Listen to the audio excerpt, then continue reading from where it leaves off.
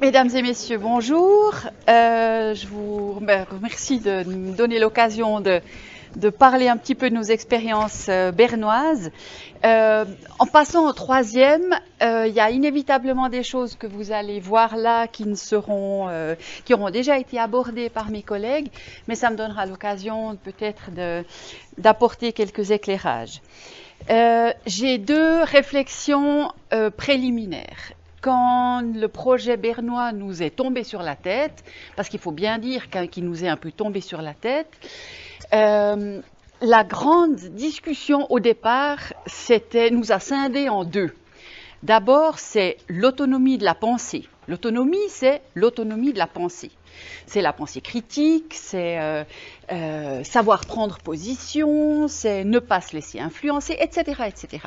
Et l'autre moitié, c'était, oui, d'accord, mais il faut aussi des stratégies, il faut aussi savoir s'organiser, etc. Donc toute cette dimension, d'une part plus pratique, d'autre part plus méta-réflexive. Ce débat n'est pas encore réglé, même si effectivement la direction que prend le projet bernois nous incite davantage à aller dans la deuxième direction.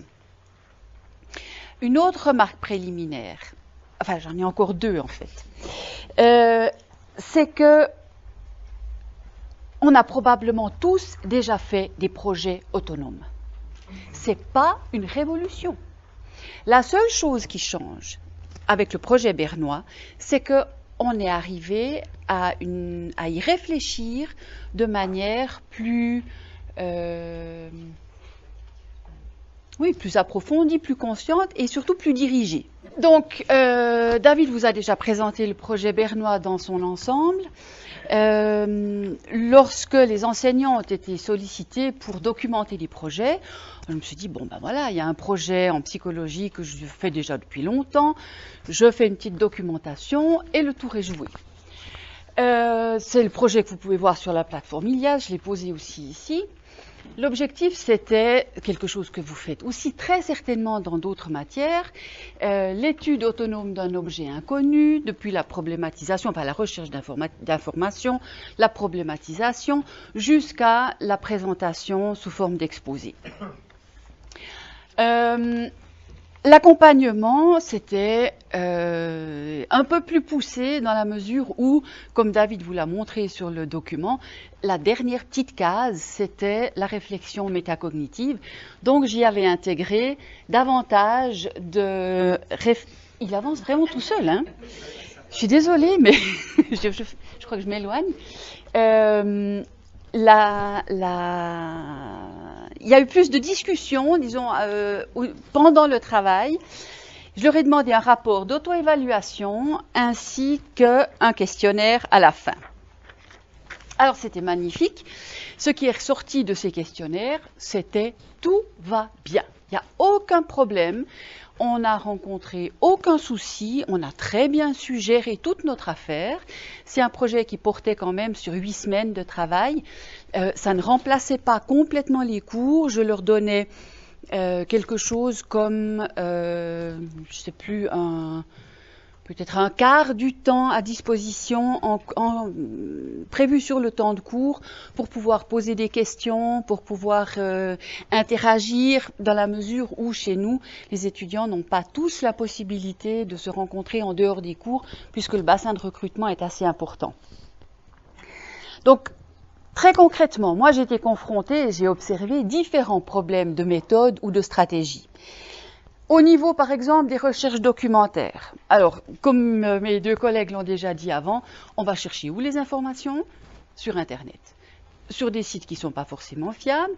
On ne pense même pas qu'il y a une bibliothèque bien achalandée, par exemple, dans le domaine de la psychologie.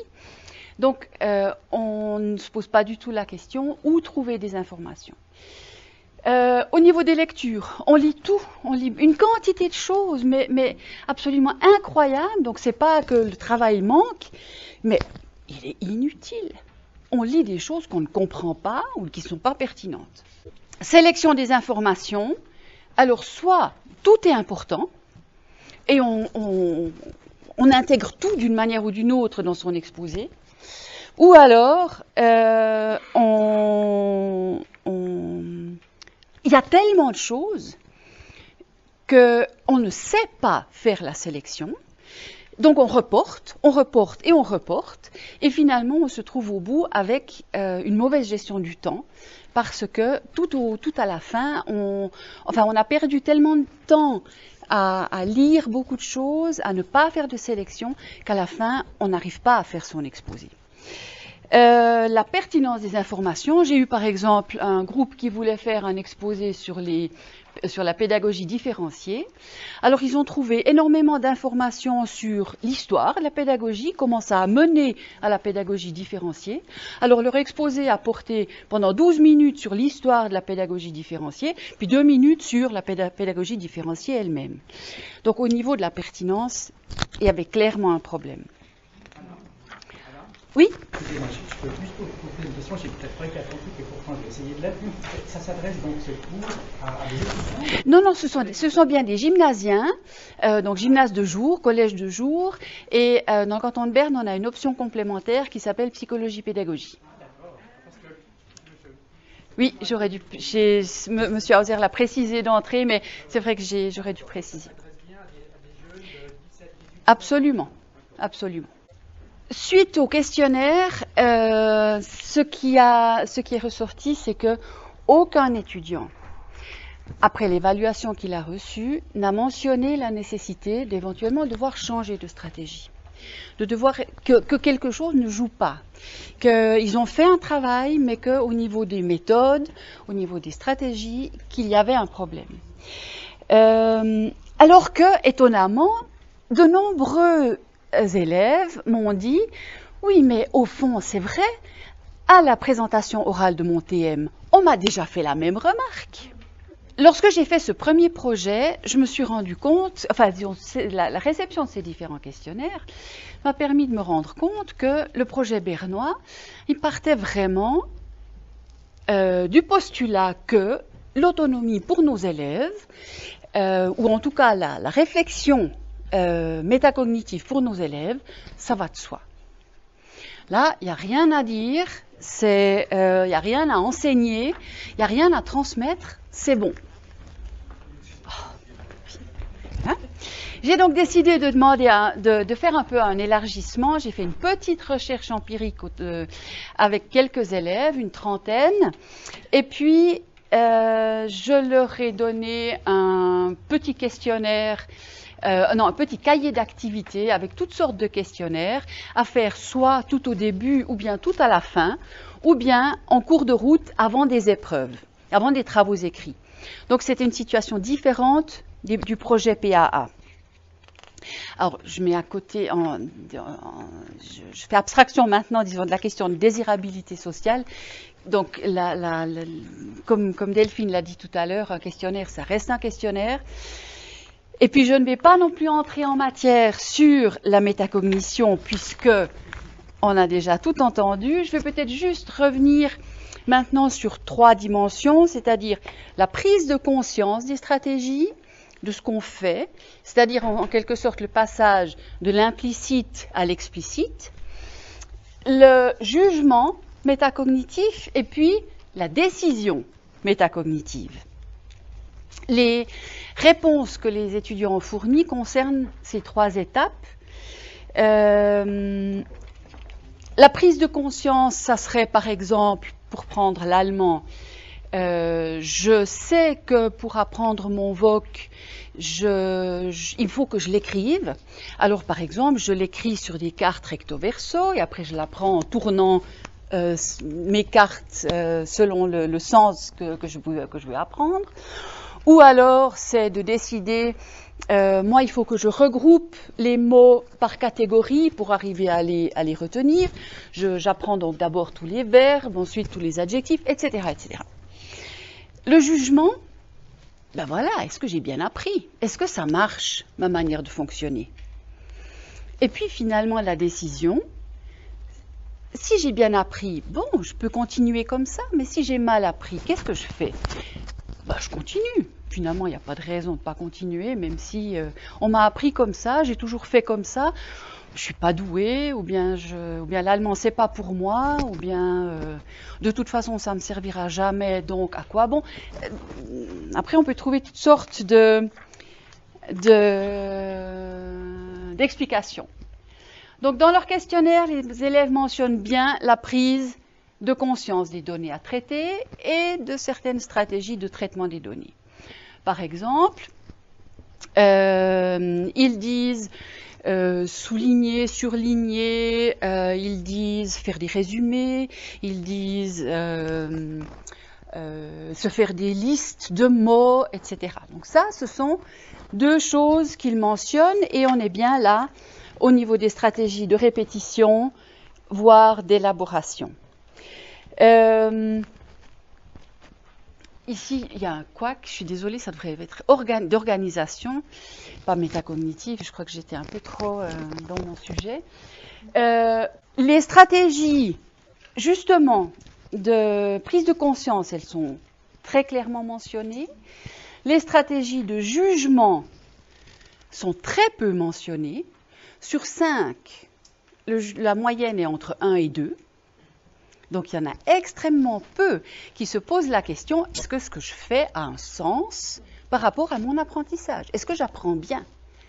Et puis, évidemment, si on ne se pose pas la question, on ne va pas décider d'en changer. Ça, c'est clair.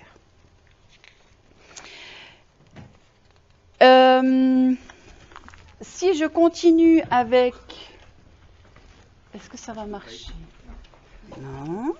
Oui? Si, c'est bon, c'est bon. Ouais. Les stratégies de répétition, c'est pas un scoop, elles sont très, très largement appliquées. Et ça, que ça marche ou que ça ne marche pas. Et c'est ce qui fait que finalement, on obtient des réflexions de nos étudiants. Je pense que, encore une fois, vous avez les mêmes que moi. Mais j'ai tellement travaillé. Pourquoi est-ce que j'ai pas une bonne note? J'ai passé tellement de temps. Donc, la quantité prime sur la qualité. Je ne sais pas pourquoi ça ne fonctionne pas, c'est vraiment étrange. Lorsqu'ils parlent de leur stratégie, ils disent aussi qu'ils organisent les informations, qu'ils reformulent, quoi que ça veuille dire. Ils disent qu'ils se concentrent sur ce qui est important. Encore une fois, qu'est-ce que ça veut dire?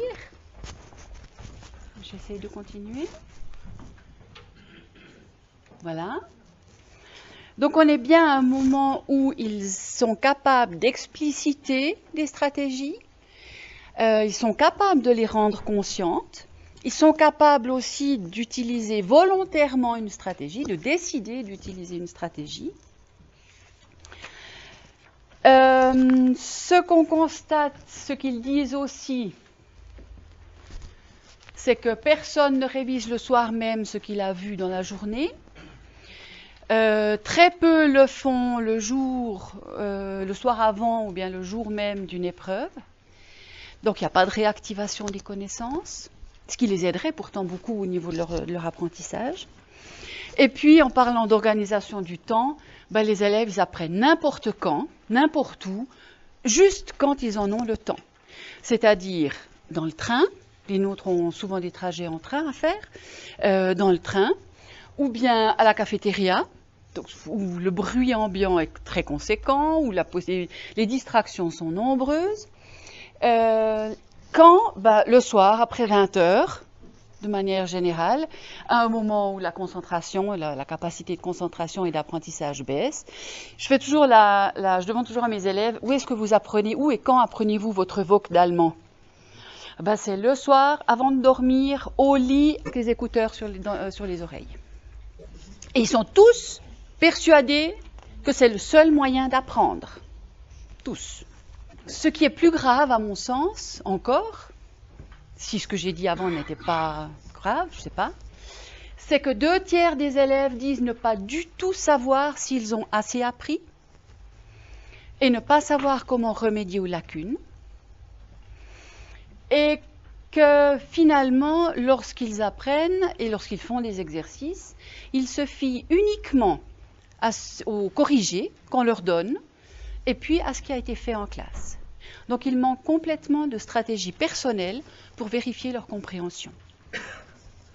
Ils disent tous, quasiment, qu'ils se lancent dans le travail, qu'ils ne planifient pas du tout leurs apprentissages, que la matière soit complexe ou pas. On se lance dans le travail et voilà comment on va... Enfin, advienne que pourra, finalement. Donc, soit dans la littérature, soit dans les questionnaires, on constate que la réflexion métacognitive n'est pas automatique. Et puis qu'il y a un manque de conscience des stratégies, respectivement qu'il y a un manque de stratégie, bien entendu. Alors je me suis posé la question, mais qu'est-ce qu'on pourrait faire au niveau d'une pédagogie métacognitive? Et puis là, il faut peut-être passer par la case tâche, donc travail de nos gymnasiens. Qu'est-ce qu'ils ont à faire? J'aurais bien aimé ne pas avoir les petits carrés, mais bon, c'est pas grave. Nos gymnasiens, que ce soit de jour ou du soir, ont tous à mémoriser, ils ont tous à comprendre, et ils ont tous à résoudre des problèmes en lien avec ce qu'ils ont appris et compris. Ils doivent réfléchir aux propriétés des connaissances qu'ils apprennent, enfin, mémorisent, comprennent et appliquent. Ils doivent se poser des questions sur leur manière de les comprendre, de les apprendre et de les appliquer. Ils doivent prendre des décisions. Est-ce que ce que je fais est bien ou pas bien? Si je reprends ça en allemand, vous avez probablement tous des souvenirs de l'accord de l'adjectif épithète en allemand, les terminaisons. Oui, je vois des grimaces, oui. Vous vous souvenez probablement que vous avez appris ça sous la forme de 3 tableaux et que les terminaisons pouvaient permettre d'esquisser la forme d'une casserole, d'où tableau casserole. Ça, c'était ce qui nous était présenté à l'époque, c'est ce qu'on voyait, on n'avait pas tellement d'autres alternatives pour le mémoriser. Donc finalement, un élève va décider d'apprendre ses casseroles, va apprendre ses casseroles, et puis, si tout va bien, à un moment donné, il va se poser la question, est-ce que j'arrive à apprendre ces casseroles? Est-ce que ces casseroles, elles me parlent? Si elles ne me parlent pas, ça ne sert à rien que je les apprenne comme ça, sous cette forme-là. Je sais bien que je vais devoir apprendre ces satanées terminaisons de l'adjectif épithète. Ce n'est pas contournable. Mais est-ce que c'est cette forme-là qui me convient? Est-ce que c'est cette organisation? Est-ce que c'est cette présentation de la matière qui me convient? Donc, vous voyez que finalement, un élève, un gymnasien a des tâches vraiment multiples à faire, parce que ce que je vous ai montré tout à l'heure, c'est dans toutes les branches, dans toutes les disciplines. Le problème, c'est qu'au gymnase, peut-être moins au gymnase pour adultes que pour nous, le gymnase de jour, les occasions de répétition, elles sont multiples.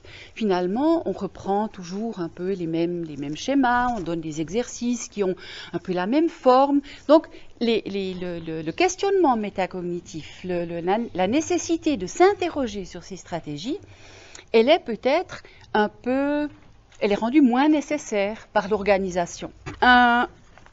Monsieur Grandjat disait déjà qu'au fond, pour stimuler la réflexion métacognitive, il faudrait proposer à nos étudiants des situations ouvertes, des situations dans lesquelles ils ne peuvent pas simplement appliquer des automatismes pour résoudre le problème en question. J'ai fait un projet, encore une fois en psychologie, où au fond, le temps que j'avais prévu en classe pour un enseignement normal, je l'ai transformé en projet autonome. Donc pour répondre à vos questions tout à l'heure de oui mais ça prend plus de temps, ça peut prendre la place de ce qu'on fait en classe. Mais c'est vrai que votre situation en gymnase du soir n'est évidemment pas du tout la même que celle que nous on rencontre en gymnase du jour. Donc vous allez devoir trouver des situations adaptées, des solutions adaptées à votre problématique à vous. Une autre difficulté, c'est qu'on manque tous de temps. Bon, c'est vrai que 2 heures de français par semestre, ou je ne sais pas si je vous ai bien compris, c'est vraiment rien. Nous, quand on a 2 heures par semaine, on dit déjà que c'est rien. Donc, en plus, transmettre des stratégies, c'est effectivement pas facile. Alors, les piqûres de rappel, oui, ça j'y crois aussi beaucoup. Mais il faut bien savoir qu'une stratégie, c'est quelque chose qui est personnel. Néanmoins, plus ils en ont à disposition, et plus ils peuvent faire leur marché. Faire parler des stratégies, je pense que ça, c'est quelque chose qui est vraiment très, très important. Pour en revenir à l'allemand, les langues vivantes de manière générale, faire parler les élèves de la manière qu'ils ont d'apprendre leur voc, ça donne des idées aux autres. Ils s'influencent mutuellement, ils se donnent des coups de main et c'est quelque chose qui est utile.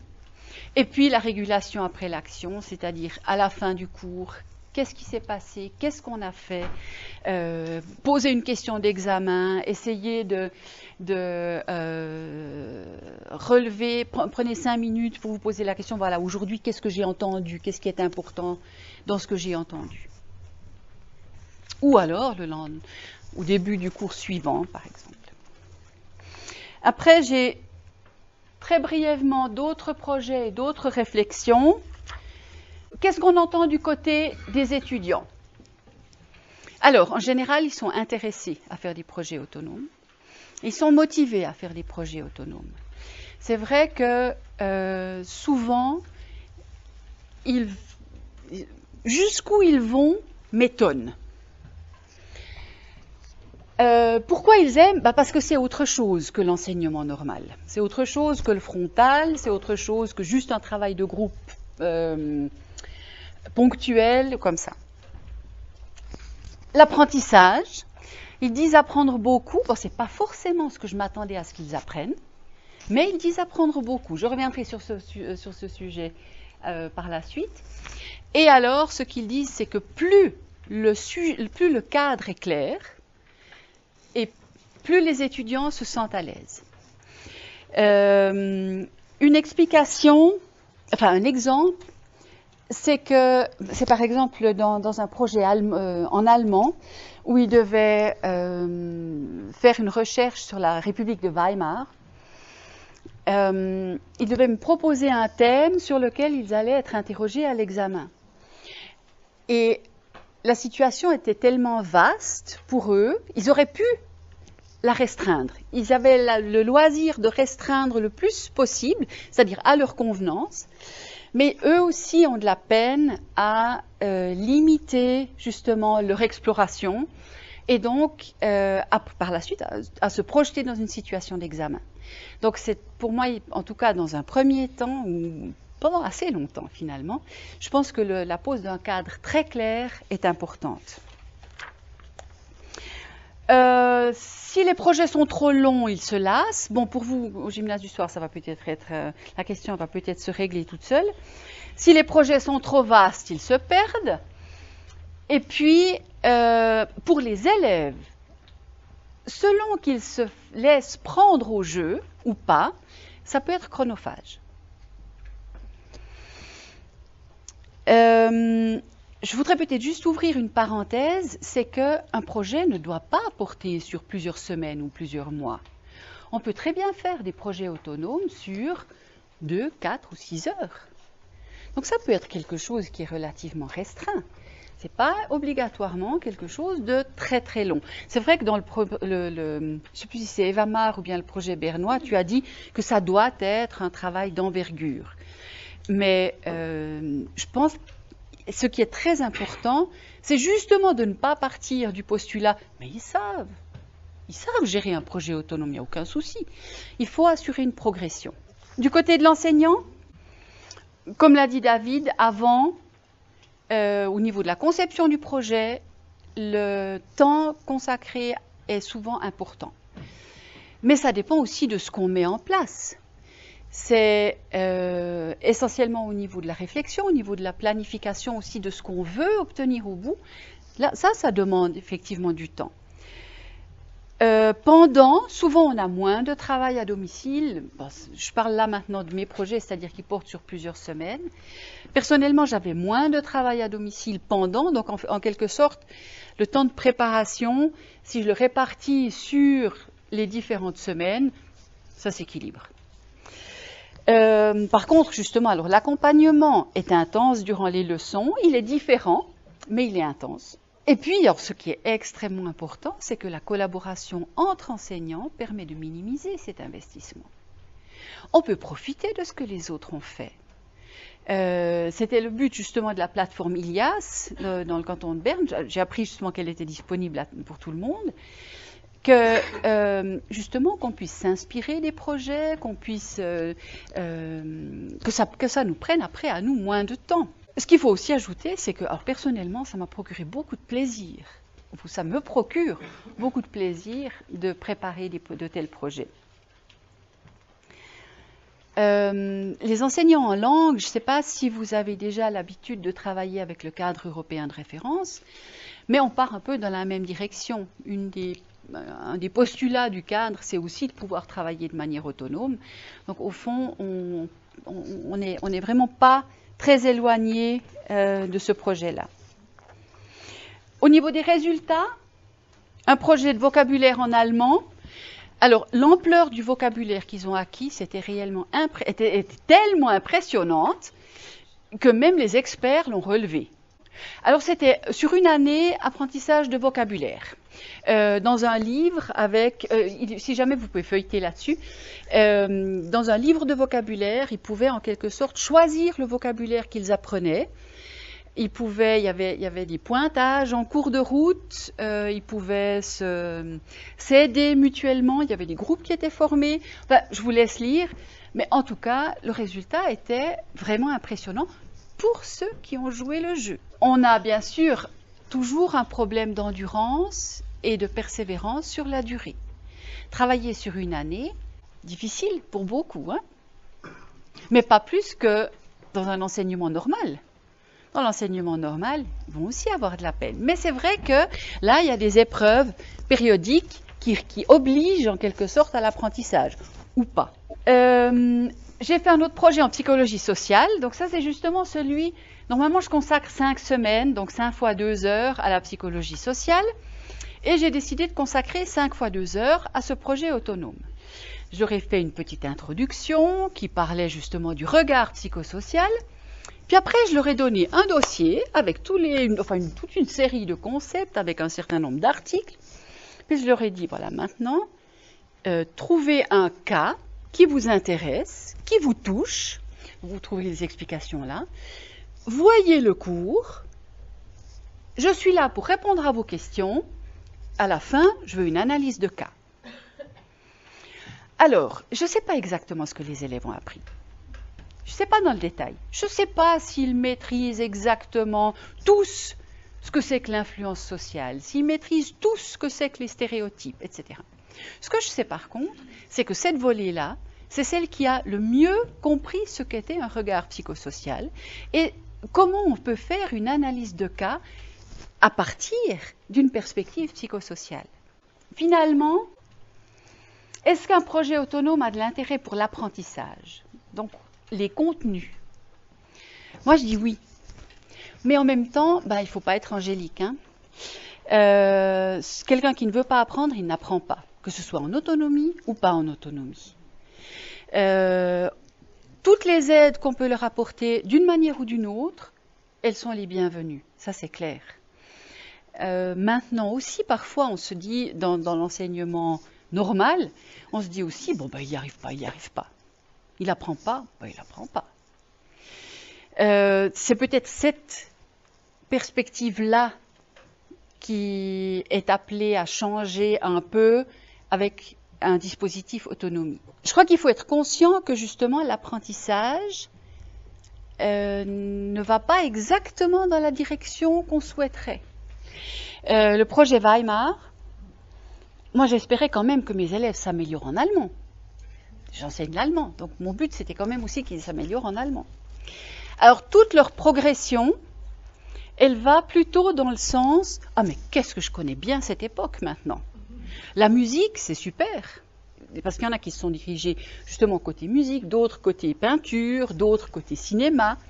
Alors, connaissance générale de l'époque, vraiment, ils sont tous au top.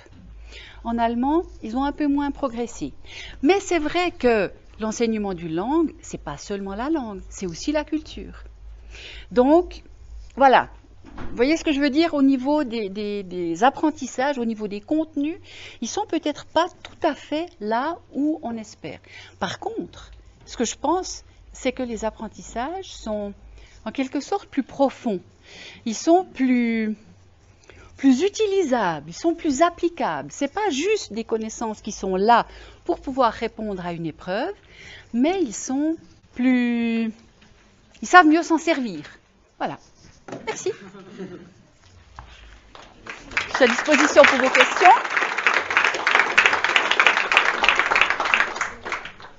Oui, madame. Justement, par rapport au dernier exemple que vous avez montré, la République de Weimar, mais ça pourrait s'appliquer à tout autre exemple. Une fois que vous avez constaté ce genre de moins par rapport à ce que vous attendiez, est-ce que vous envisagez de corriger le tir dans la formulation des questions? Oui. Je me disais par exemple de faire une étape acquisition d'un vocabulaire imposé avant de passer au cinéma, etc.